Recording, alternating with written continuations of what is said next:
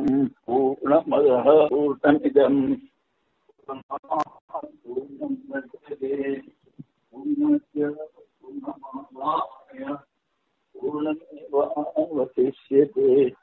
ఓం శాంతి శాంతి శాంతి. శంకరం శంకరాచార్యం కేశవం బాదరాయణం సూత్రభాష్యకృతౌ వందే భగవంతౌ పునః పునః. ఈశ్వరో గురురాత్మేతి మూర్తిభేద విభాగినే వ్యోమవద్వ్యాప్తదేహాయ దక్షిణామూర్తయే నమః. ఓం శాంతి శాంతి శాంతి. దహరాధికరణము. ఇందులో చాందోగ్యోపనిషత్తులోని వాక్యం వచ్చింది. అథ యదిదం అస్మిన్ బ్రహ్మపురే దహరం పుండరీకం వేష్మ దహరో అస్మిన్ అంతరాకాశః తదన్వేష్టవ్యం తద్విజిజ్ఞాసితవ్యం. బ్రహ్మపురం అంటే బ్రహ్మని తెలుసుకోవడానికి ఉపయోగపడేటువంటి నగరము ఈ శరీరము. ఇందులో దహరం పుండరీకం వేష్మ, ఒక చిన్న గుహ ఉంది హృదయాకాశంలో, హృదయంలో. దహరో అస్మిన్ అంతరాకాశః, ఆ చిన్న దానిలో ఆకాశం ఉంది గుహలో. తదన్వేష్టవ్యం తద్వావి జిజ్ఞాసితవ్యం, దాన్నే వెతకాలి, అదే తెలుసుకోవాలి. ఈ వాక్యం ఇక్కడ విషయము నిన్నను అధికార విషయాలు అయ్యాయి. ఇప్పుడు వైయాసిక న్యాయమాల. దహరకో వియజ్జీవో బ్రహ్మ ఆకాశ శబ్దతః. వియత్ స్యాత్ అథవా అల్పత్వ శుద్ధే జీవో భవిష్యతి. ఈ దహర శబ్దము ఆకాశమా, జీవుడా, బ్రహ్మమా? ఎందుకని? దహరం అంటే ఆకాశం అర్థం. అంటే పూర్వపక్షి సమాధానం చెప్తున్నాడు, వియత్ స్యాత్ ఆకాశం అవుతుంది, అథవా లేకపోతే అల్పం అన్నారు. అందుకని జీవుడు చెప్పచ్చు అల్పత్వ శుద్ధే జీవో భవిష్యతి. అప్పుడు సిద్ధాంతం అంటున్నాడు, బాహ్యాకాశ ఉపమానేన భూమ్యాది సహితే సమాహితే ఆత్మా అపతపాత్మత్వాత్ సేతుత్వాచ పరేశ్వరః. ఇక్కడ బయట ఉన్న ఆకాశానికి లోపల చిన్న ఆకాశం అని ఉపమా చెప్తారు, కంపారిజన్. ఎందుకని? భూమ్యాది సమాహితే, అందులోనే స్వర్గము, భూమి మొదలన్నీ ఉన్నాయి. అది ఆత్మ. ఎందుకని? స్వర్గ భూములు అందులో ఉన్నాయి. మళ్ళీ అబద్ధ పాపమత్వ, పాపరహితము, చేతుత్వము అంటే మర్యాద. ఈ భూతాలు వాట్ల స్థానంలో ఉండి పనిచేసేలా చేస్తారు, మర్యాద. అందుకని పరమేశ్వరుడు అని చెప్పాడు. అథ యదిదం అస్మిన్ బ్రహ్మపురే దహరం పునరీకం వేష్మ. దహర శబ్దార్థం భూతాకాశమా, జీవుడా లేక బ్రహ్మమా?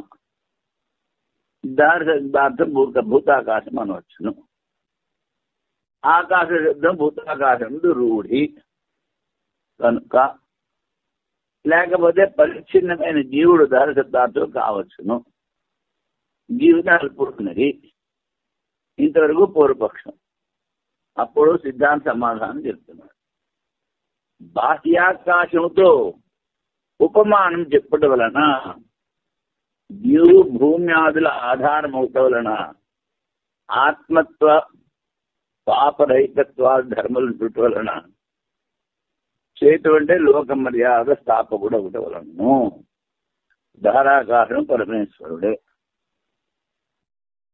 మామూలుగా చూస్తే ఈ పంచభూతాలు ఒకదానికొకటి బద్ధ శత్రువులు. భూమి మీద కొంచెం నీళ్లు పోసామనుకో పోతాయి. అగ్ని ఎదుగుతుంది, దానికి నీళ్లు పోస్తే అగ్ని ఆరిపోతుంది. అలాగా ఈ పంచభూతాలు ఒకదానికొకటి బద్ధ శత్రువులు. గాలి విద్యుత్ అన్ని కొట్టుకుపోతాయి. ఇవి వాట్ల స్థానంలో ఉండి వాట్ల పనిచేసేటువంటి మర్యాద అది పరమాత్మ చేస్తున్నాడు. లేకపోతే ఒకదాని ఒకటి మింగేస్తాయి. అందువలన చేతుత్వం ఆ పరమేశ్వరుణ్ణి చేతు ఏం చేస్తుంది? అవతల ఉన్న నీళ్లు ఉత్తరకి రానివ్వదు, ఆనకట్ట. అదేవిధంగా వాటి ధర్మాలు ఆచరించేటట్లు ఆ భూతాలని నేను వాటి అన్నిటినీ ఒక మర్యాదలో ఉంచుతాడు కనుక ఆ పరమాత్మకి సేతుత్వం చెప్పారు. వాళ్ళలో పాపాలు లేవు. ఆత్మశబ్దం పరమేశ్వరులో ఉపయోగిస్తూనే ఉంటారు కనుక ఈ ధారాకాశం పరమాత్మ అని సిద్ధాంతం చెప్పారు. దీనికి భారతీయ వారి వ్యాఖ్య ఛాందోగ్యోపనిషత్తులోని 8వ అధ్యాయంలో అథ యదిదం అస్మిన్ బ్రహ్మపురే దహరం పుండరీకం భీష్మ దహరో అస్మిన్ అంతర ఆకాశ తదద్భుతం తద్భావ విజిజ్ఞాసితవ్యం. ఈ శరీరమే బ్రహ్మపురము. అల్పము హృదయ కమలమును గృహము కలదు. గృహము లేకపోతే గుహ అని కూడా చెప్పచ్చు. దానికంటే అల్పముగా ఆకాశం ఉన్నది. ఆ హృదయ కమలం ఆకాశమునే తెలుసుకునవలేను. దానినే శ్రవణ మనములచే వెతుకవలేను.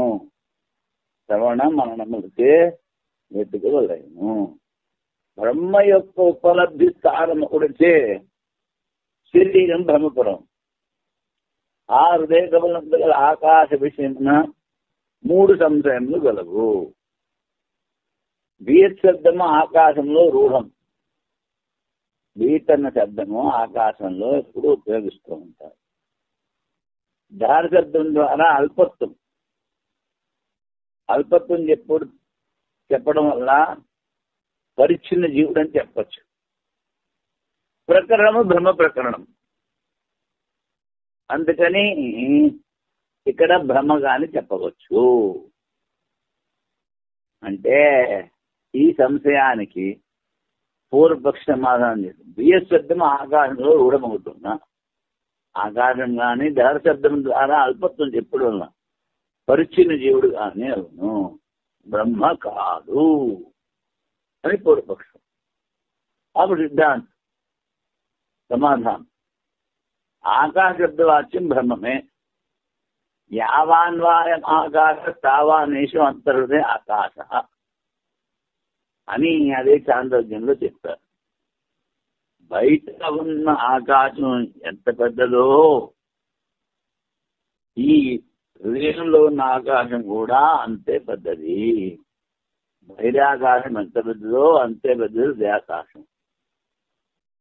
ఈ ప్రసిద్ధ శృతి వలన హృదయాకాశం బహిరాకాశంతో పోల్చింది.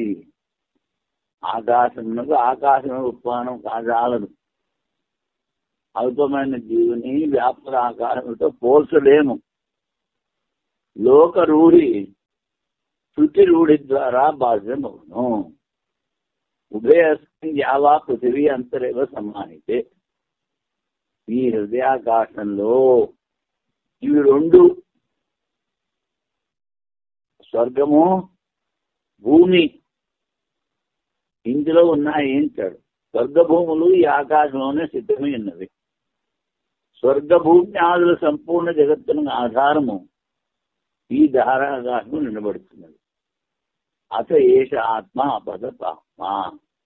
అందువల్ల దీనిని ఆత్మ అంటారు, పాపరహితము అంటారు.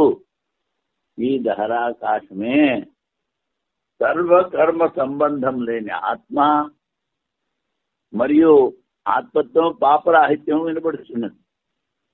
ఈ ఆత్మ తసేతుర్విధృతి. ఆత్మని చెప్పబడిన ఈ ధారాకాశమే సర్వలోకములను క్రమముగా నడుపునట్టు సేతువు, ధరించినట్టు వస్తువు. మొదలాంతో ఒకటి దెబ్బలాడుకోకుండా చేసేది. జగత్ యొక్క మర్యాద సమ్మిశ్రణం కాకుండా అది వాటిలో మర్యాదలో ఉండేది. ఎట్లా?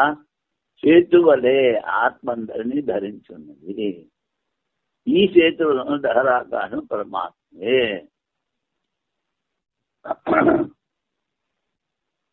దహర ఉత్తరేభ్య. ఎందుకంటే ఉత్తరేభ్య వాక్యేభ్య. ఈ దహర ఆకాశము పరమాత్మ ముందు చెప్పిన వాక్యం వల్ల ఏమిటది? ఏది ఆత్మ అపద పాప సేతు. ఇది శరీర రూపీ బ్రహ్మప్రభులో ఉన్న హృదయతముల దహరాకాశం కలడు.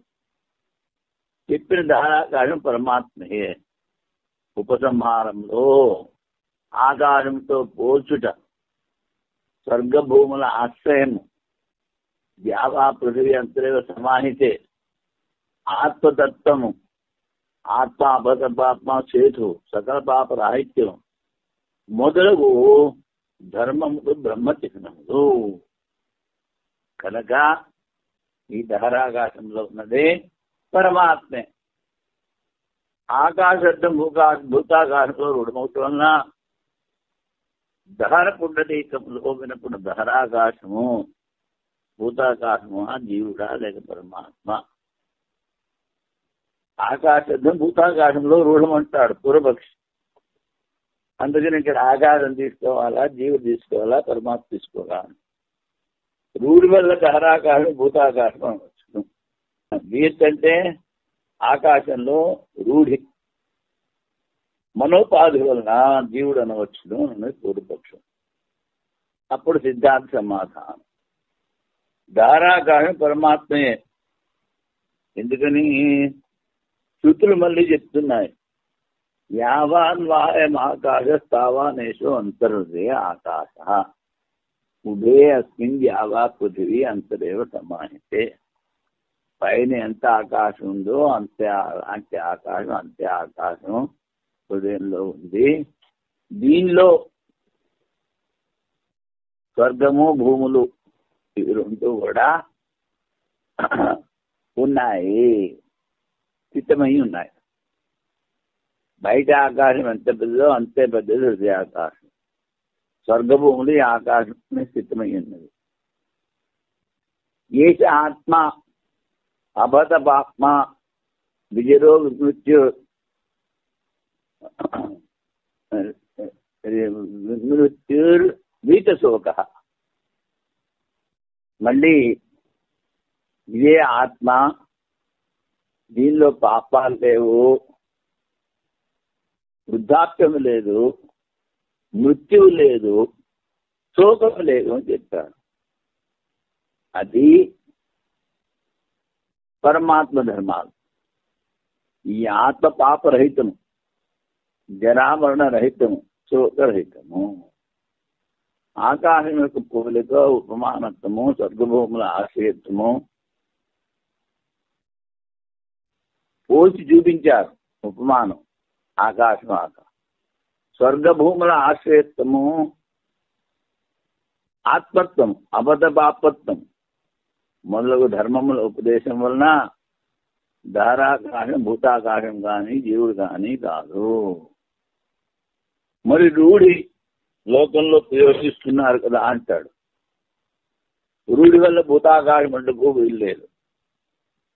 ఒకే దాని యందు ఉపమాన ఉపమేయత్వ భావం చెప్పడం సరికాదు.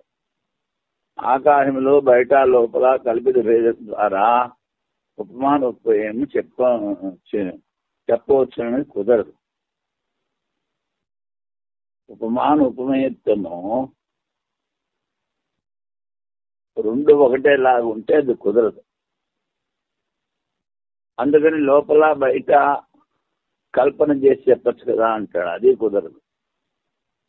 కాల్పనిక భేదం స్వీకరించరు కనుక భూతాకాశం కాదు.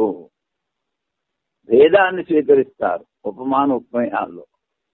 అందుకని జీవుల్లో ఆత్మశుద్ధి ప్రయోగం ఉండటం వలన ఆ జీవుడు బ్రహ్మ అభేద వివక్షతో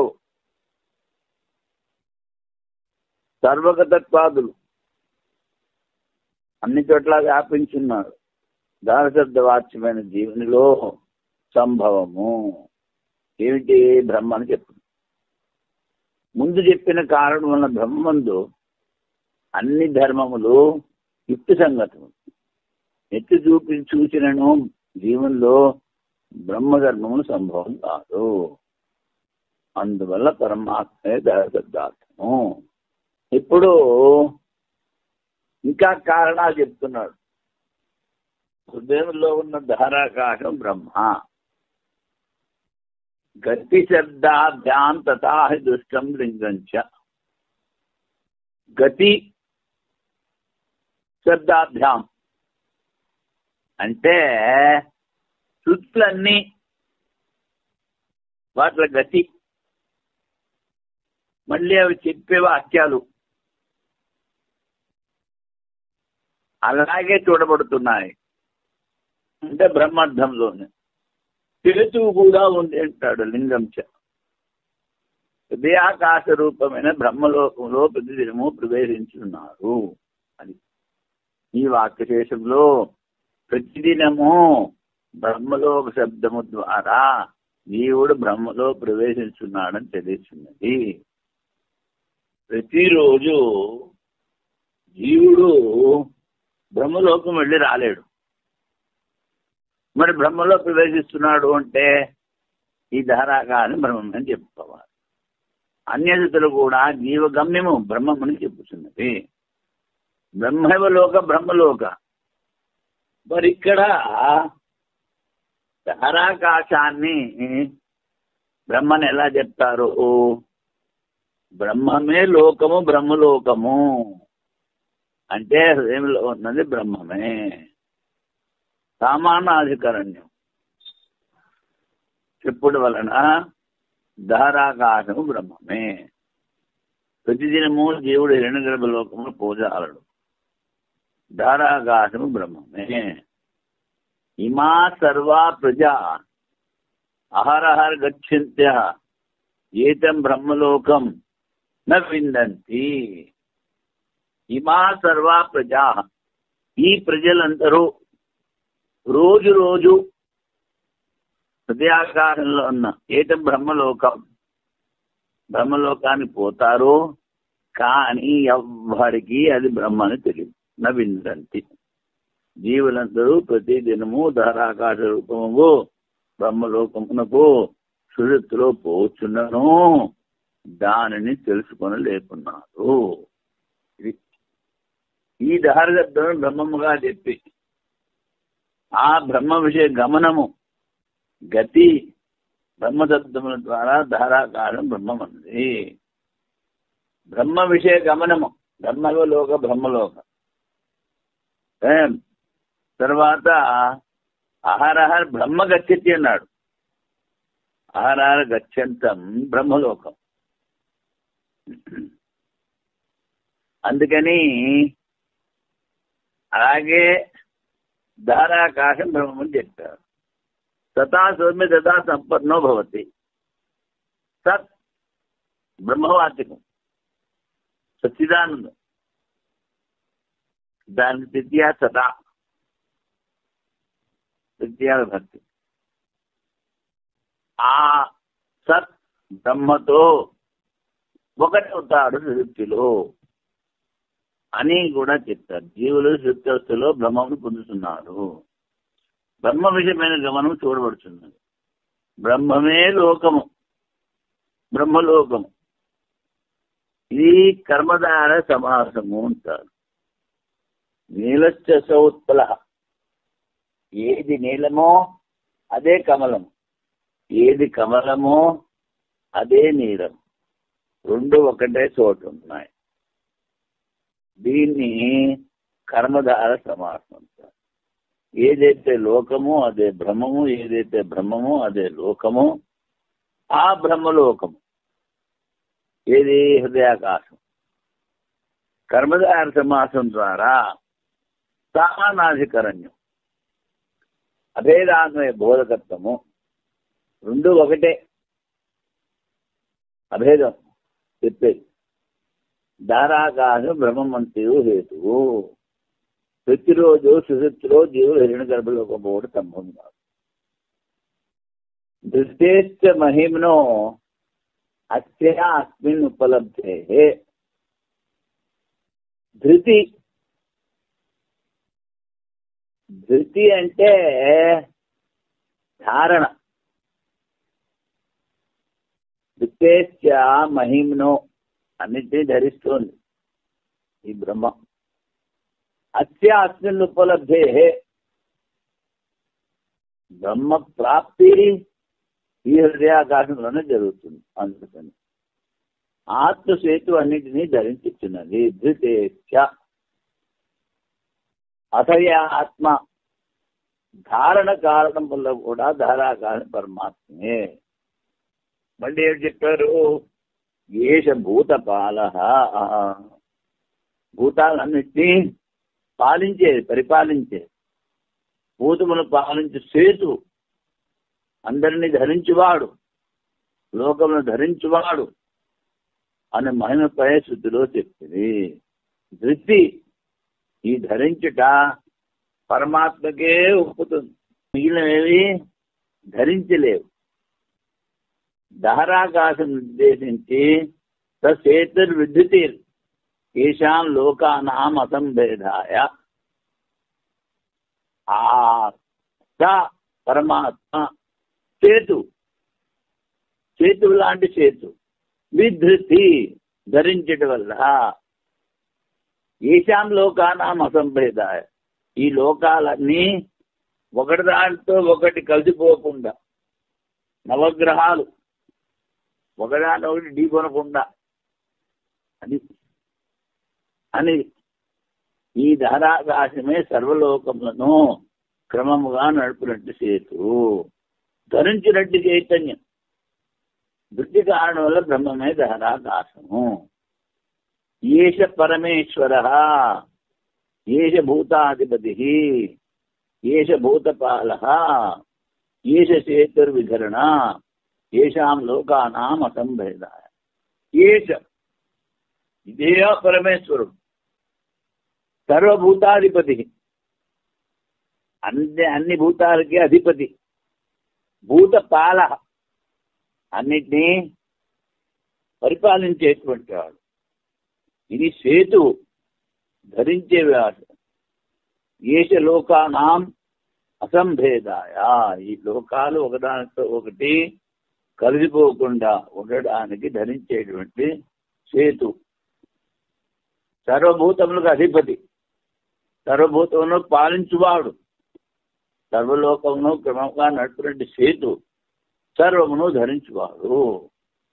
ఈ కారణాలన్నీ ఆ ధారాకాశానికి చెప్పారు కనుక ఆ ధారాకాశము బ్రహ్మమే.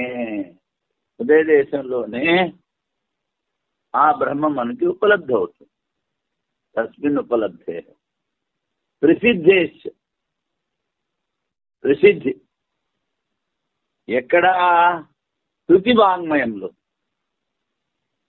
ఈ ఆకాశాన్ని బ్రహ్మని చెప్తారు. ఎలాగా? ఆకాశో వై నామరూపయో నిర్వహిత. దానికి ఆకాశం అని పేరు. అది నామరూపాలను నిర్మించేది.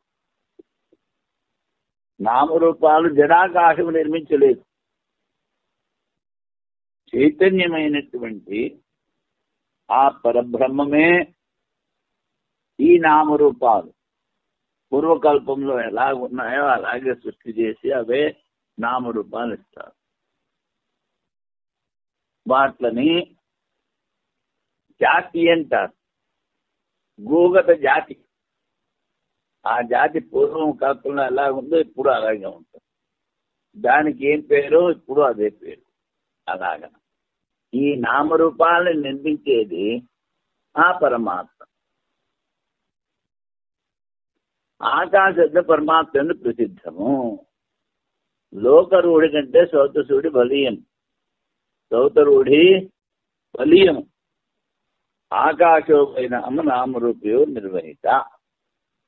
ఆకాశం పేరు గల ఆత్మ నామరూపమును నిర్మాణం చేస్తున్నది.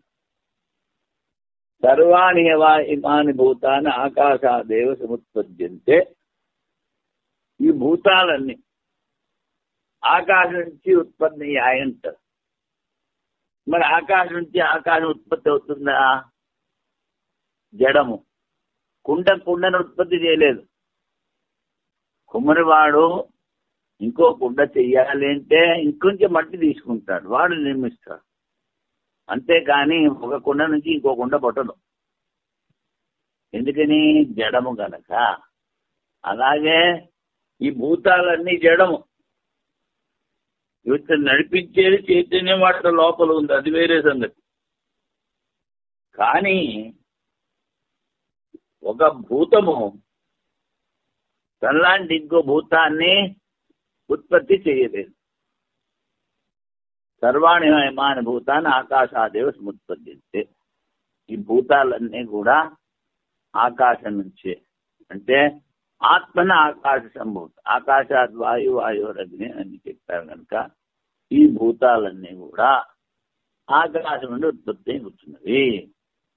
శ్రోతరు ధారాకాశం పరమాత్మ నుండే ప్రసిద్ధము. పరమాత్మే ధారాకాశము, భూతాకాశం కాదు.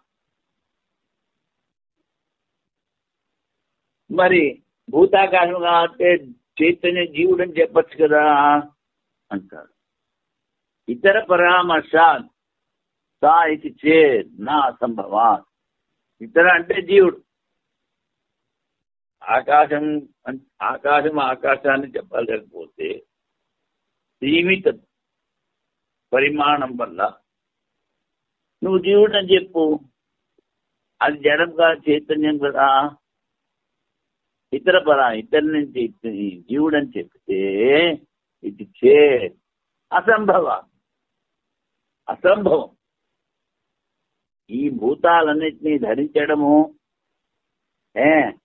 ఈ సర్వలోకాలని క్రమంగా నడిపించడము, పాలించడము, అన్నిటికీ అధిపతి ఈ అల్పజ్ఞుడు, శివుడు కాజాలడు. అది ఏక సంప్రసాద సమ్యక్ ప్రసిద్ధి అస్మిన్ సంప్రసాద సుషుప్తి. జీవ పరామర్శ చేస్తున్నారు. జీవుడు ధారాకాశ శబ్దార్థం చెప్పుడు సరికాదు. ధార శబ్దమును తులనాత్మక ఉపమానంగా పాపరాహిత్యం ధర్మములు జీవితంలో సంభవములు కావు. పాపం కనుక లేకపోతే వీడు పుట్టడు. పుణ్య పాపాలు ఉండడం మూలానే జీవుడు అవుతాడు. మరి పరమాత్మ పాపరహితుడు. జీవుడు 60% పాపంతో పుట్టాడు. ఒకసారి ఇంకా ఎక్కువగా ఉంటుంది, కష్టాలు అనుభవిస్తూ ఉంటాడు. అందుకని వాక్య చేసే బలము ద్వారా ధారాకార పరమాత్మ చెప్పినట్లే ఈ క్రింది స్థితిలో వాక్య చేయడం ద్వారా జీవుని చెప్పవచ్చును కదా. అత ఏష సంప్రసాదో అస్మాత్ శరీరా సముద్ధాయ. ఏష సంప్రసాదం అంటే జీవుడు ఈ శరీరం నుంచి పైకి లేచి, ఈ శరీరాభిమానం అనగా శరీరం నుండి పైకి లేచి సుషుప్తిలో అస్మిన్ సంప్రసాదం అని సుషుప్తిలో శరీరించి పైకి వస్తాడు. ఆనందం అనుభవించు. సంప్రసాదం వల్ల జీవుడు ధారాకాశమైన అత్పరించది కాదు. ఆకాశ ఉపమానం పాపరాహిత్యం ధర్మములు అసంభవం. జీవనంలో పాపరాహిత్యం అనే ధర్మం అసంభవం కనుక ధారాకాశం పరమాత్మయే. అసంభవ హేతు అసిద్ధమైన శంకను సమాధానంగా ఈ రాబో సూత్రము. అసంభవాత్ అని ముందు సూత్రంలో చెప్పారు. జీవుడంటే అది సంభవం కాదు. ఈ అసంభవం నువ్వు చెప్పింది సరికాదంటాడు పూర్వపక్షి. దానికి సమాధానం చెప్తున్నారు ఈ సూత్రంలో. ఉత్తరాత్తే ఆవిర్భూత స్వరూపస్తు. ఆవిర్భూత స్వరూపం అంటే కనిపించేటువంటి ప్రకటమైనటువంటి స్వరూపము. ఉత్తరాత్ సమాధానము చూద్దాం. కన్నుల్లో కనిపించే పురుషుడు ఆత్మని ప్రజాపతి ఉపదేశం. ఇంద్రుడికి 4వసారి ఉపదేశం చేసినప్పుడు ముందు కూడా అదే ఉపదేశం చేశాడు. 4 సార్లు ఒకటే ఉపదేశం చేశాడు. అవస్థలు వేరు. జాగ్రత్త సుషుప్తి తర్వాత 4వసారి మళ్ళీ ఉపదేశం చేస్తాడు. ముందు ఉపదేశం చేసిందే మళ్ళీ చేస్తాడు. ఏమిటి? కన్నుల్లో కనిపించే పురుషుడు ఆత్మ. ఇప్పుడు ఇక్కడ ఒకటి ద్రష్ట, చూసేటువంటి వాడు. రెండోది చూడబడేది. కన్నుల్లో చూడబడేది అని ఒకడు అనుకుంటాడు. ముందు కూడా ఇంద్రుడు అలాగే అనుకున్నాడు. కానీ కన్నుల్లో చూసేవాడు, చూడబడేది ప్రతిబింబం, చూసేవాడు చైతన్య ఆత్మ. చూడబడేది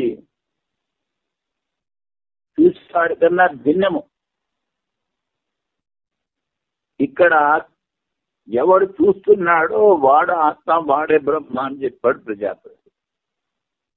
అందుకని ఆ చూసేవాడు వాడిలో పాపరాహిత్యం ధర్మం చెప్పబడింది. అందువల్ల ధారాకారం జీవుడేనని సరికాదు. బ్రహ్మభూతమైన జీవుని యొక్క పరమాత్మ స్వరూపం వాక్యశేషములో చెప్పేదని నేను. ఈ జీవుని బ్రహ్మస్వరూపము, పరమార్థ స్వరూపము చెప్తానన్నాడు ప్రజాపతి. జీవధర్మము జీవుని చెప్పదలచలేదు. ఇంద్రుడు జీవి ఎంతవరకు అంటే హిరణ్య గర్భ బ్రహ్మను కూడా వేదాంతంలో ఒక జీవుడు అంటారు. కనుక జీవుణ్ణి తెలుసుకోవడానికి జీవుడి ధర్మాలు చెప్పలేదు ప్రజాపతి. ధారాకాశం జీవుడు కాదు, బ్రహ్మమే. ఈ ఆత్మ అపద్రపాత్మ, ఈ ఆత్మ పాపరహిత. ఏషో అక్షిణి పురుషో దుష్యతే ఏష ఆత్మ. ఈ కన్నుల్లో కనిపించేటువంటి పురుషుడు ఆత్మ అని చెప్పాడు. సుషుప్తి అవస్థలో ఉన్న దోషరాహిత్యము జాగ్రత్తలో జీవుని ఎందు సంభవము వలన జీవుడే ధారాకాశ పూర్వపక్షం. సుషుప్తి అవస్థలో మల విక్షేపాలు ఉండవు. అదే ఈ జాగ్రత్త అవస్థలో జీవనంలో కూడా ఉంది. ఏ పక్షిని పురుషో దుష్టితే అని ప్రజాపతి చెప్తారు. కనుక జీవుడే దహరాకాశము శబ్దము అని పూర్వపక్షి. అప్పుడు సమాధానం, ఆవిర్భూత స్వరూపస్థు. శ్రవణాదుల ద్వారా హృదయములో ఆవిర్భూత స్వరూపమే జీవిత వాక్యం. తూ శబ్దము ఉత్తరాత్ చేత్ ఆవిర్భూత స్వరూపస్థు. తూ అనే ఆఖరిలో చెప్పారు సంస్కృతంలో. స్వరూప స్తు, స్వరూప స్తు. ఈ తూ పూర్వపక్షి చెప్పిన జీవుడు కాదు అంటాడు. జీవునిలో పారమార్థికమైన లక్షణాలు గల స్వరూపము ఆవిర్భూతం అవుట వలన ఆ జీవుడు శ్రవణ జాతుల ద్వారా అందులోనే ఆ బ్రహ్మ రూపాన్ని పొందుతాడు. అది పారమార్థిక లక్షణాలు గల బ్రహ్మని ప్రకటన చేసుకుంటాడు. జీవత్వ రూపంతో జీవునికి ఎప్పుడు అభిష్టం కాదు.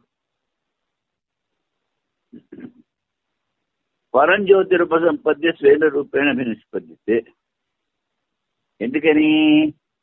పరంజ్యోతి అన్నిటికైనా ఆవరణున్న ప్రకాశ స్వరూపము, జ్యోతి స్వరూపము, దాన్ని పొంది ఈ జీవుడు తన రూపములో తన రూపాన్ని పొందుతాడు అంటాడు. అభినిష్పద్యతే. పరంజ్యోతిని పొంది తన స్వరూపంతో అభివ్యక్తము. ఉపసంహారం చూస్తున్నాం.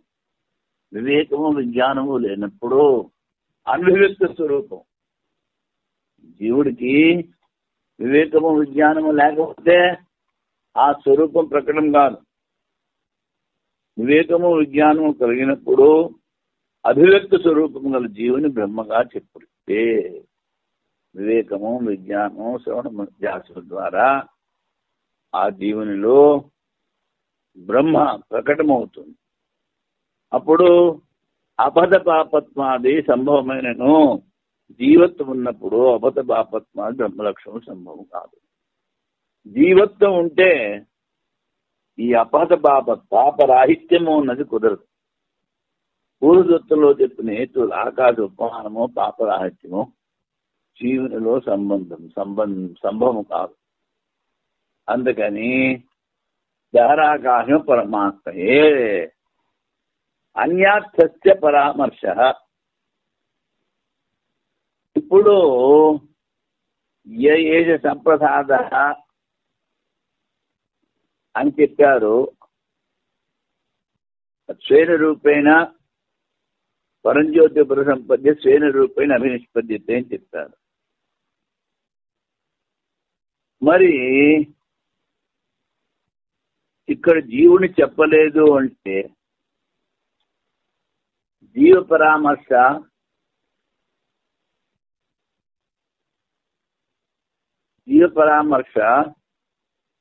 వ్యర్థమవుతుందిగా అన్నారు. ఏష సంప్రసాద మా సుషుప్తిలో ఆత్మలో ప్రవేశిస్తాడు, బ్రహ్మలో ప్రవేశిస్తాడని చెప్పారు. అది సమ్యక్ ప్రసీదతి అస్మిన్ అని సంప్రసాద శబ్దాన్ని అర్థం చెప్పారు కనుక ఇక్కడ జీవుని గురించి విచారం చేశారంటాడు. దాని సమాధానం చెప్తున్నారు. స్వేన రూపేణ అభినిష్పద్యతే. నిజ రూపంతో జీవుడు దేనిని పొందుతాడో అది పరమాత్మ. ఈ జీవుడి రూపము నిజ రూపము. ఎందుకని? ఆ పరమాత్మ ఇదంతా సృష్టి చేసి అందరిలోనూ ప్రవేశించాడు. అందరిలో ఉన్నది ఆ పరమాత్మ స్వరూపం. అహమాత్మ గుణాకేశ సర్వభూతాశయ స్థిత. నేను అందరిలో ఆత్మరూపంలో ఉన్నాను అని దేన్ని సృష్టి చేసి దేనిలో ప్రవేశించాడో ఎవరు ప్రవేశించాడో వాడు పరమాత్మ. అందుకని అది తన నిజ స్వరూపం. శ్రవణ ధ్యాస ద్వారా దాన్ని పొందుతాడు. అది పరమాత్మ స్వరూపమే. పాపరహితుడు పరమాత్మను పొందుడితే బ్రహ్మవేత్తలు జీవ పరామర్శ చెప్తుంది. పాపరహితుడై ఈ జీవుడు ఆ పరమాత్మను పొందుతాడు కనుక ఇక్కడ జీవుని విచారించారు. పూర్వ పరామర్శ ఉపాసన కొరకు శుద్ధిలో చెప్తుంది. మరి ఎందుకు చేశారంటే ఉమాసం జీవుని ప్రతిపాదించడం కాదు, ధారాకాశము పరమాత్మయే అని చెప్తారు. అల్పశృతే చేత దుఃఖం. మరి దహారము అంటే అల్పము. మరి చాలా చిన్న ప్రదేశం చెప్పారు కదా, పరమాత్మ అంతటా వ్యాపించి ఉంటాడు కదా అంటే దీని సంగతి ముందే చెప్పేశామంటాడు. దహరో అస్మిన్, చిన్న ఆకాశం ఉన్నది, ధారాకాశం పరమాత్మ కాదు జీవుడే అంటే దాని సమాధానం అర్ధగౌగస్మాత్ అను సూత్రములో 2వ అధ్యాయం 2వ పాదం 1వ అధ్యాయం 2వ పాదంలో 7వ సూత్రంలో చెప్పాం. అందువల్ల ధారాకాశం పరమాత్మే. దహరోస్మినంతరాకాశ, చిన్న ఆకాశం ఉన్నది, అల్పాకాశం వినపడుతున్నది, అది పరమేశ్వరుని యుక్తియుక్తము కాదు అనినా ఇనపచీల కొనభాగమును ఆరాగ్రమందు జీవుని ఆరాగ్య మాత్ర ఉపదేశం వల్ల అల్పత్వము జీవుని సంభవం, ధారాకాశం జీవుడే పరమేశ్వరుడు కాదు ఆయన. దీని సమాధానం అద్భుతోపదేశాచ నీచేన్న నిచాయత్వాదేవం వ్యోమవచ్చ. ఇక్కడ ధ్యానం విచారం చేసి ఆ పరమాత్మని అనుభవించాలి. నిత్యాయత్వ ఏవం వ్యోమవచ్చ అని చెప్పారు కనుక ధారాకాశం పరమాత్మే. దీని తర్వాత వచ్చేది ప్రాజాపత్య విద్యాధికరణము. ఈ అధికరణానికి నెంబరు ఉండదు. తర్వాత వైయాసిక న్యాయమాలకి నెంబర్ ఉండదు, సూత్రం ఉండదు ఇందులో. ఎందుకు అంటే ఈ ప్రజాపతి విద్యాధికరణము ప్రముఖమైన అన్ని పుస్తకాల్లో లేదు. మా కైలాసాస్త్రం ప్రచురణలో ఉంది. అందుకని దీన్ని లెక్కబడ్డారు.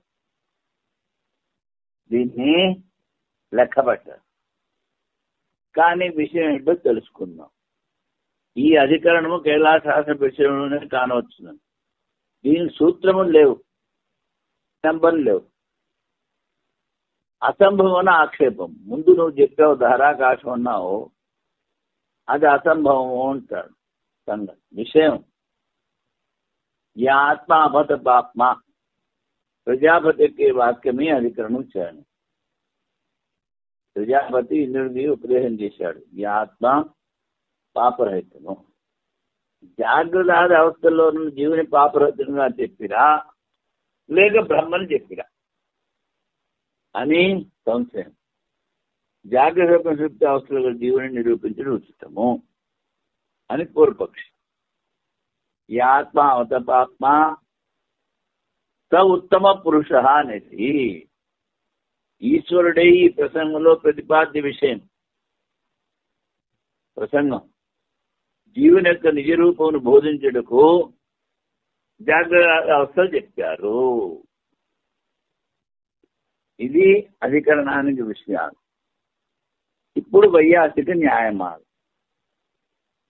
యా ప్రజాపతి విద్యాయాం సకిం జీవో అథవా ఈశ్వర జాగ్రత్త స్వప్న సుప్తోక్తే తద్వాన్ జీవ ఇహ ఉచిత. ప్రజాపతి విద్య. ఇంద్రుడు విరోచనుడు ప్రజాపతి దగ్గరికి వెళ్ళారు. ముందు జాగ్రత్త అవస్థ చెప్తాడు. ఆ జాగ్రత్త అవస్థ చెప్పినప్పుడు మీరు గడ్డాలు మీసాలు గోళ్ళు అన్నిటి చేసుకుని నీళ్ళల్లో మీ రూపాన్ని చూసుకుంటారా, ఎవరు చూస్తున్నాడో వాడు బ్రహ్మ అంటే వాళ్ళిద్దరూ చూడబడేది బ్రహ్మ అనుకున్నారు. అదే పట్టుకుని విరోచనుడు వెళ్ళిపోయాడు. అందుకని ఏమిటి, ఈ శరీరమే బ్రహ్మ, దీన్నే బాగా పోషించు అని చార్వాకులా తయారయ్యాడు విరోచనుడు. అందుకని రాక్షసులు ఏమిటి, రాక్షసులు అసుసు రమంతే అసుర, ఇంద్రియాల్లో రమిస్తారు. రక్షయేవ రాక్షస, స్వార్థం ఎప్పుడు దాన్నే రక్షించుకుంటారు. అందుకని వాళ్ళు రాక్షసులు అయ్యారు. అంతా రాక్షస సంతానం. అందుకని ఆ ప్రజాపతి ముందు చెప్పిన విద్య తర్వాత మళ్ళీ స్వప్నావస్థలో చూసేవాడు అంటే ఇంద్రుడు చూడబడేది అనుకుంటాడు. మళ్ళీ సుషుప్తావస్థలో అనుభవించేవాడు, అనుభవించబడేది అని చెప్పేటప్పటికీ మళ్ళీ అక్కడ జీవుడు అనుకుంటాడు. అనుకుని అప్పుడు తర్కం చేస్తాడు. ఇది ఆనందం ఉంది కానీ ఎల్లప్పుడూ ఈ ఆనందం ఉండదు, అది ఆనంద స్వరూపం బ్రహ్మ అని మళ్ళీ వెనక్కి వస్తాడు. అప్పుడు ద్రష్ట ఆత్మరా బాబు, ఈ కన్నులో చూసేటువంటి ద్రష్ట ఆత్మ అని చెప్తారు. అది ప్రజాపతి విద్య. చాంద్రోగ్యంలో ఎంతో జ్ఞానం వస్తుంది. ఇప్పుడు వీడంటాడు ఇక్కడ జీవుడా పరమేశ్వరుడా, జాగ్రత్త సుషుప్తోక్తే, జాగ్రత్త అవస్థ సుషుప్తి అవస్థ స్వప్నావస్థ చెప్పారు కనుక జీవుడు ఇక్కడ చెప్పడం ఉచితం అంటాడు. ఆత్మ అపహత పాప్మ ఇది ప్రగ్రామంతే స ఉత్తమ. ఈ ఆత్మ పాపరహితము అని మొదలుపెట్టారు. పుమానిత్యుక్త ఈశో అత్ర జాగ్రత్త జవబుద్ధే. ఈ జాగ్రత్త స్వప్న సృష్టిని తెలుసుకునేటువంటి పురుషుడు ద్రష్ట, అందుకని పరమాత్మ అని సమాధానం చెప్తారు. ఇంద్ర విరోచనులకు ప్రజాపతి చేసిన ఉపదేశంలో జీవుని చెప్పినా లేక ఈశ్వరుని ఉపదేశం, వాళ్ళు బ్రహ్మను తెలుసుకోవడానికి వెళ్ళారు.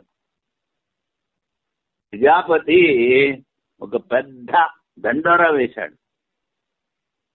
నా దగ్గర విద్య ఉంది, ఇది తెలుసుకున్న వాడికి ఏం కావాలంటే దొరుకుతుంది అని. అది బ్రహ్మ విద్య. ఆ దండోరా అనౌన్స్మెంట్ వీళ్ళిద్దరూ విని ప్రతినిధిగా, అందరిలో పోతే అక్కడ కుదరదు విద్య నేర్చుకోవడానికని ఇంద్రుడు దేవతలకు ప్రతినిధి అయ్యి రాక్షసులకు విరోచనుడు ప్రతినిధి అయి వెళ్తాడు.